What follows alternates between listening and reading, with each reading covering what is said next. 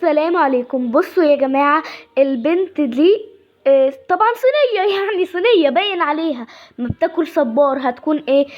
ركزوا معايا بقى في الحتة دي. اول مرة القشر بتاع الصبار راحت خرجته من بقها عادي.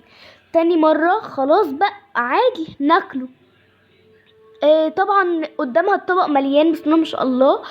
وبتجيب من طبق تاني عشان تاكل، يعني مش عاجبها الطبق اللي قدامها، لا بتجيب من طبق تاني وبتاكل. مش عارفة يا جماعة الناس دي والله هتودينا فين. يعني الحاجات اللي احنا اصلا بنقول استحالة ياكلوها بنلاقيهم بياكلوها. يعني دول اصلا كلهم تركيب في تركيب.